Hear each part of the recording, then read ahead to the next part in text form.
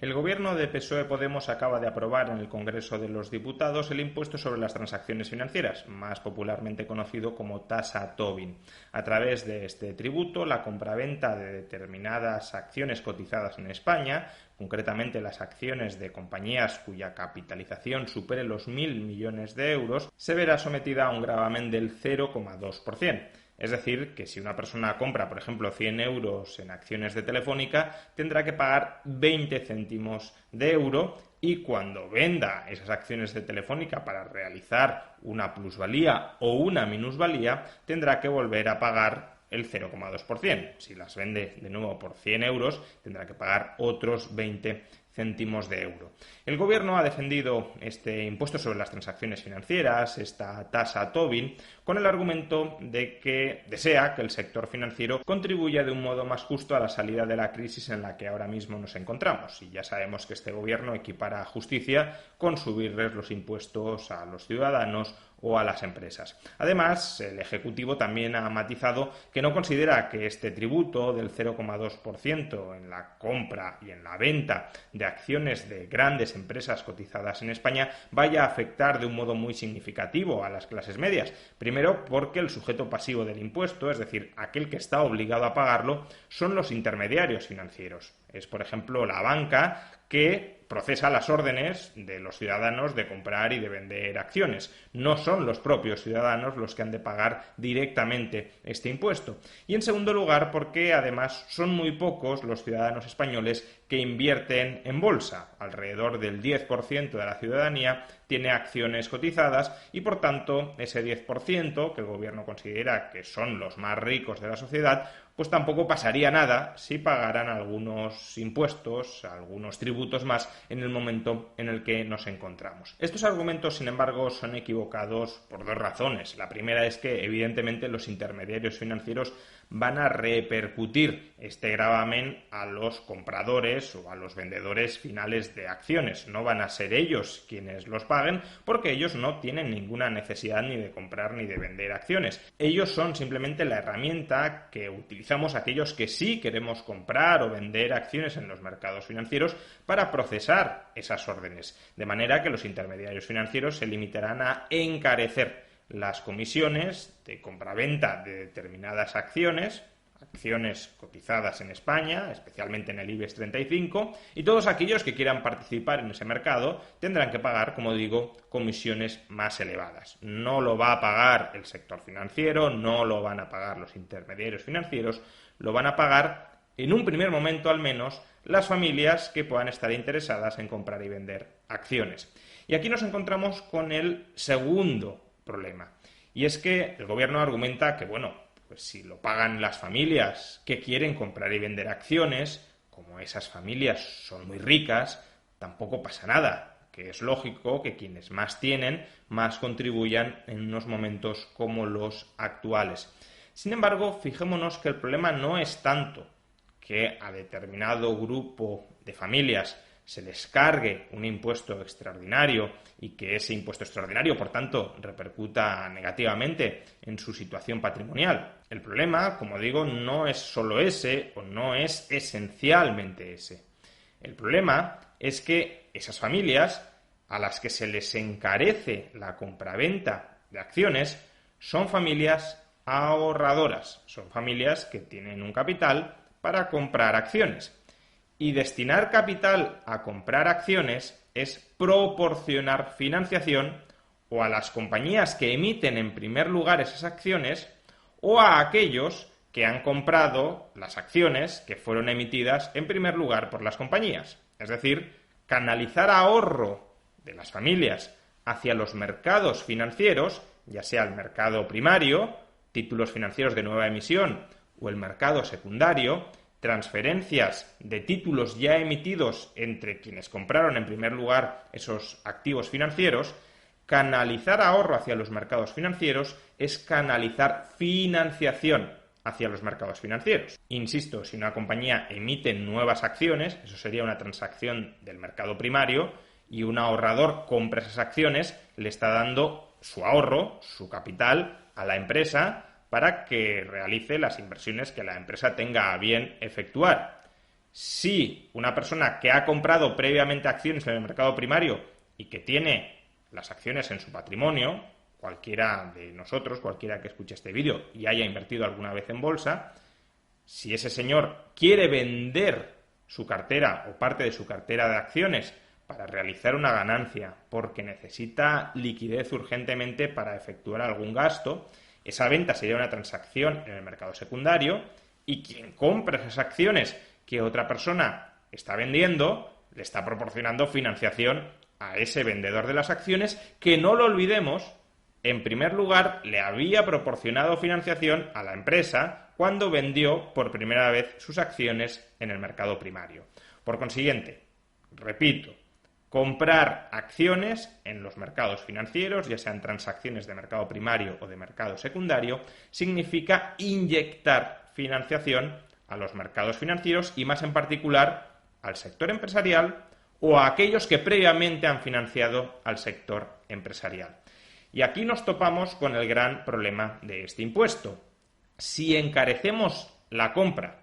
y la venta de acciones, es decir, si encarecemos las transacciones en los mercados financieros, si encarecemos que las familias que tienen ahorros puedan destinar esos ahorros a los mercados financieros y más en particular a los mercados de renta variable españoles, lo que estaremos dificultando es la transformación de ahorro en inversión. Lo que estaremos dificultando es que las familias ahorradoras proporcionen financiación a los agentes que busquen financiación a través del mercado financiero. Por supuesto, uno puede pensar que la influencia, el desincentivo de transformación de ahorro en inversión a través de los mercados financieros de un impuesto cuyo gravamen es de apenas el 0,2% en la compra y el 0,2% en la venta, por tanto el 0,4% en una transacción completa de compra-venta, que la influencia de ese gravamen no puede ser muy importante. ¿Quién va a dejar de efectuar una inversión muy rentable a través de los mercados financieros simplemente por tener que pagar una vez el 0,4% del valor de esa inversión?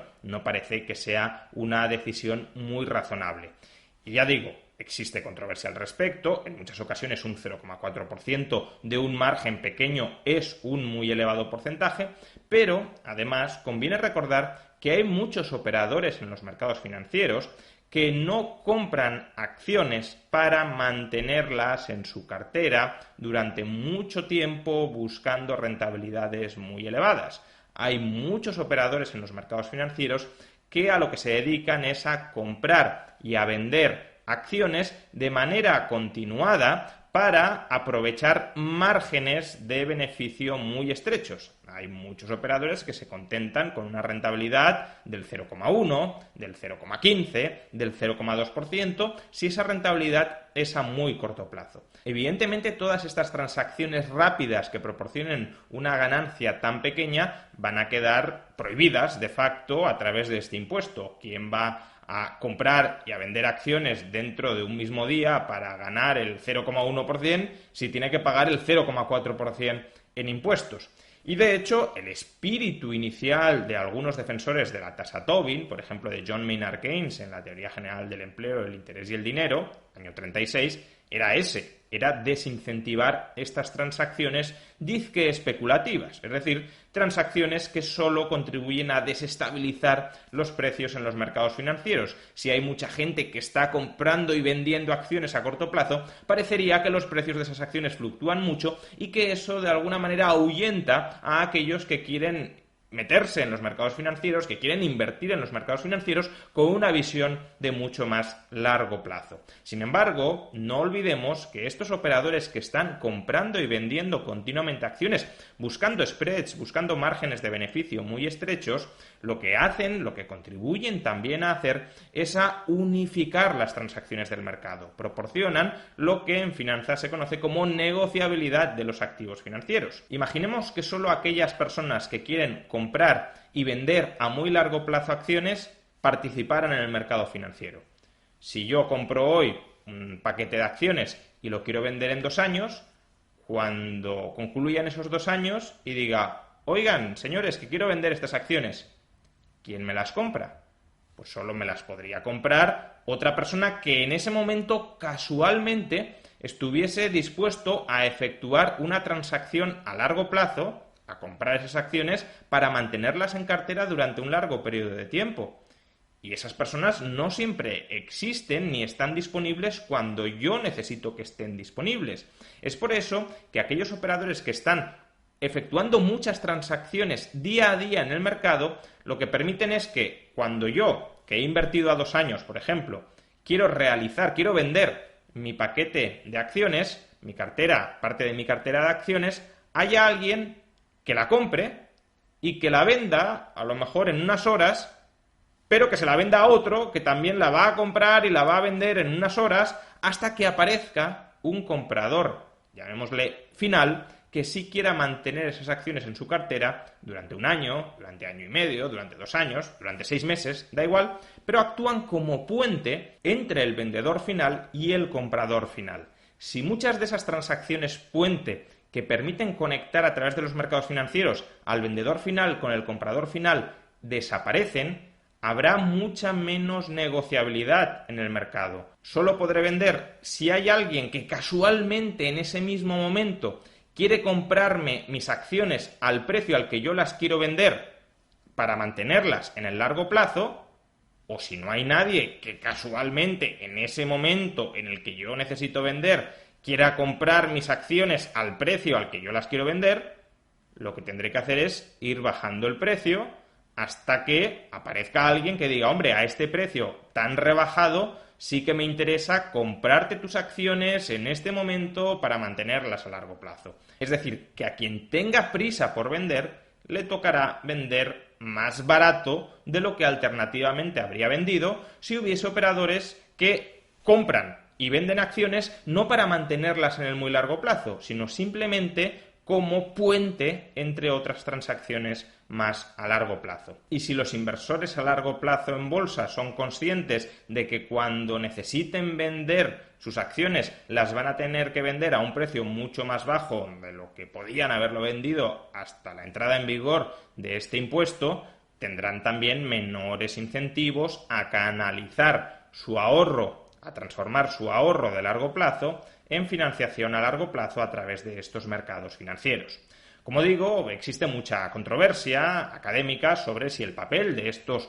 operadores especulativos a corto plazo en los mercados financieros es un papel estabilizador en la medida en que actúan como puente entre vendedores y compradores finales de acciones, o un papel desestabilizador en la medida en que al efectuar muchas transacciones desvinculadas del objeto final del negocio están de alguna manera moviendo los precios en direcciones irracionales en el corto plazo. Sin embargo, para conocer cuál es la opinión de los políticos alrededor de este debate, si la tasa Tobin va a restringir la financiación canalizada a través de los mercados financieros o no la va a afectar, es mucho mejor observar aquello que hacen que aquello que nos dicen. Es mejor observar sus actos que escuchar sus palabras. Y en sus actos lo que podemos observar es que los políticos temen que la tasa Tobin, que el impuesto a las transacciones financieras, sí va a restringir la financiación. ¿Y por qué? Pues porque el impuesto a las transacciones financieras, tal como ha sido diseñado por esos políticos, no se va a aplicar a un activo financiero que tiene una importancia capital para esos políticos, que es la compraventa de deuda pública. En ninguno de los modelos y de las propuestas que se han planteado hasta la fecha de la tasa Tobin, del impuesto a las transacciones financieras, en ninguno la deuda pública, la compraventa de deuda pública por ningún importe ha resultado nunca gravada por este impuesto. ¿Por qué razón? Pues porque evidentemente los políticos saben que si al comprar o al vender títulos de deuda pública los operadores financieros han de pagar un recargo, van a comprar muchos menos títulos de deuda pública. Si la demanda de títulos de deuda pública se reduce, el coste de la financiación de los emisores de deuda pública, es decir, de las administraciones públicas, se va a encarecer. Y los políticos no quieren financiarse, no quieren financiar sus gastos de manera más cara, por cuantías más caras de lo que se están financiando en la actualidad. Con lo cual, como no quieren encarecer el coste de financiación de la deuda pública, de la financiación pública, no imponen la tasa Tobin, el impuesto a las transacciones financieras, sobre la deuda pública. Pero esto implica, evidentemente, que son conscientes de que la tasa Tobin, de que el impuesto a las transacciones financieras, sí encarece el coste de la financiación. Lo que sucede es que no les importa que se encarezca el coste de la financiación de algunos operadores económicos, de algunos agentes económicos, como es el caso de las grandes empresas cotizadas en España. Que se les dificulte la financiación a estas grandes empresas, a la clase política no le importa demasiado, con tal de que puedan pasar el cepillo y recaudar unos pocos cientos de millones de euros. Digo pocos cientos de millones de euros porque el déficit público para este año va a superar los 100.000 millones de euros. Ahora, su financiación, la financiación a través de la deuda pública, la financiación necesaria para sufragar ese déficit de más de 100.000 millones de euros, que no se la toquen y, por tanto, que no gravemos las operaciones de compraventa de deuda pública con este impuesto que, según nos dicen, no va a tener ningún efecto perjudicial sobre la financiación de las grandes empresas. Si en circunstancias normales esta decisión política ya sería profundamente equivocada, porque la prosperidad de un país procede, en última instancia, de su capacidad para amasar mucho ahorro y para transformar ese ahorro en inversión, y si tú dificultas el proceso de transformación de ahorro en inversión, lo que estás haciendo es entorpecer el crecimiento y el desarrollo económico de ese país. Pero digo, si en circunstancias normales esa decisión política ya sería profundamente equivocada, en las actuales lo es muchísimo más. ¿Por qué? Pues porque en las actuales circunstancias todo el tejido empresarial de cualquier país del mundo, también desde luego de España, necesita de mucha más financiación para recapitalizarse o para reestructurarse. Es decir, necesita de mucha más financiación para poder volver a entrar en funcionamiento, para poder volver a generar riqueza de manera sostenible. Sin financiación, habrá muchas empresas que o no entrarán en funcionamiento, o entrarán en funcionamiento a medio gas, o terminarán siendo desplazadas del mercado porque no serán capaces de readaptar su modelo de negocio a los nuevos tiempos, a las nuevas circunstancias que vienen a partir de ahora. Por consiguiente, que en el momento actual el gobierno, para recaudar 400, 500 millones de euros, esté poniendo en riesgo, esté dificultando, esté entorpeciendo, esté obstaculizando la capacidad de financiación de las grandes empresas españolas, al menos a través de los mercados financieros españoles, porque lo que harán será buscar financiación en otros mercados financieros, con lo cual las transacciones dentro de los nuestros se van a hundir y por tanto el gobierno no va a recaudar ni mucho menos lo que espera recaudar, pero en todo caso, que el gobierno, para recaudar unos pocos cientos de millones de euros, esté poniendo en riesgo la capacidad de financiación de nuestras grandes empresas, es de una irresponsabilidad titánica. Parece que este gobierno esté sacando adelante todos sus proyectos ideológicos del pasado, porque este impuesto ya estaba en el anteproyecto de presupuestos para el año 2019, sin importarle que nos ha atropellado una pandemia y que hemos entrado en la crisis económica más dura, más profunda desde la Guerra Civil Española. Parece que el gobierno sigue comportándose exactamente del mismo modo como si nada hubiese sucedido. Y por desgracia han sucedido demasiadas cosas, demasiado malas, como para que este pésimo gobierno siga tomando tan desastrosas decisiones como las que pretendía tomar en el pasado.